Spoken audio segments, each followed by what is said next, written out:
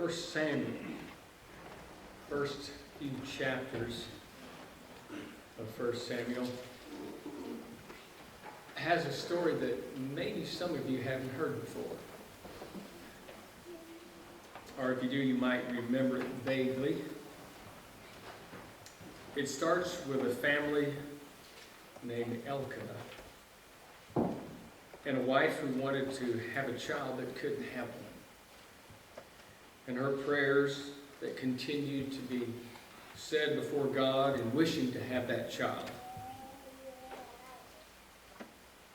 Eventually, she is discovered praying by the high priest. He catches her mouthing words, but he's looking at a distance and not hearing anything, and so he thinks she's drunk.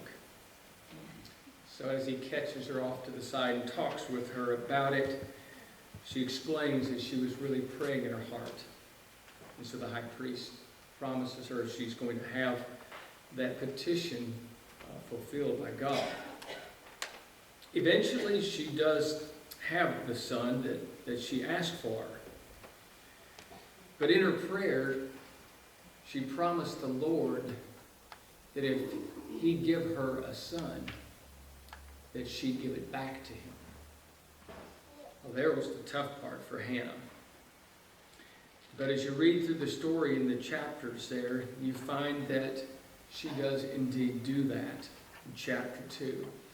The baby is weaned and she takes it down, this only child, and delivers it to the high priest there at the temple to be raised at the temple.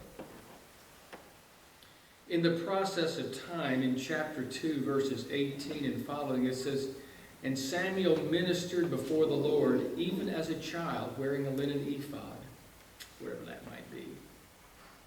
"Moreover, his mother used to make him a little robe and bring it to him year by year when she came up with her husband to offer a yearly sacrifice." Can you imagine this little boy, year by year, seeing his mother on one occasion? She brings him a new robe, a better size than the one that he outgrew from the year before. And then after a period of time, kisses him goodbye and turns and leaves, only to see him for another year. The impression that must have made on that little boy about prayers and living up to promises. Little Samuel's beginning to be raised in the ministry, along with Eli, the high priest, who is a good man, but his sons, who were supposed to be priests, were doing a horrible job as men. Chapter 3, verse 1, because of that circumstance, it says, "Now the boy Samuel ministered to the Lord before Eli, and the word of the Lord was rare in those days. There was no widespread revelation." It sounds like what's happening is God is so perturbed at Eli's sons and the way they were behaving and mistreating his sacrifices. In a manner of speaking, God folded his arms and said, "I'm not talking to you anymore until you straighten up." Well, along the process of time, little Samuel hears a voice in the middle of the night. Thinking it's Eli, this is in chapter 3, he gets up and runs to Eli and says, "You called me?" And he goes, "No, boy, I didn't call you. Go back to bed." You know how kids can be sometimes. And he hears the voice again. He runs to Eli again. He says, "Did you call me?" He says, "No, I didn't call you. Go back to bed." The third time, when he hears the voice and he comes to Eli,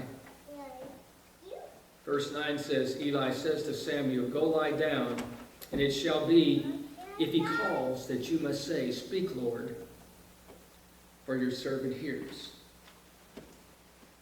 Now there's the response of a little boy that's grown up in a temple, whose mother has prayed and understands the principles of prayer, down to the point of being willing to give up her little boy to do what she promised she'd do.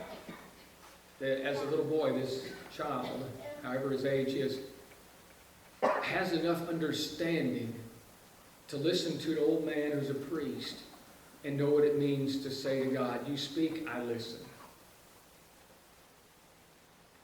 You might say that in today there's no widespread revelation in our country. That much of what you hear or said on TV or the internet or just the general gossip that's passed around is pretty downright sad in God's eyes. What we need are servants that understand prayers and promises. And when God speaks, we say, I'm listening, God. And that doesn't mean I'm just hearing you today. But it means I'm available. I'm ready to do your bidding. Speak, Lord, for your servant hears. That was Eli's direction he gave to Samuel. And of course, you read the next verse. And so the Lord stood and spoke again to Samuel. And little Samuel answered, Speak, Lord, your servant hears.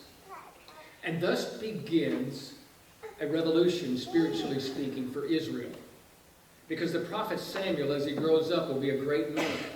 He will anoint many kings before God and make major changes in Israel.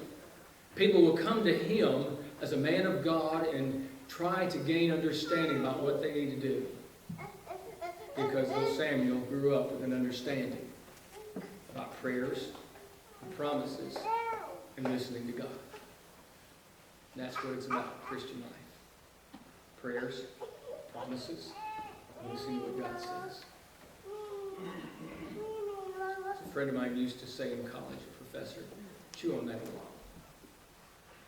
It's worth listening to. Tonight, if your life isn't right with God, if you've never made a commitment to Christ in baptism, immersion for the forgiveness of sins, do that tonight. That's God's will. Are you listening to it? And number two, if you've done that but you've gone away, then come back and listen again. And let God have control of your life. Speak, Lord.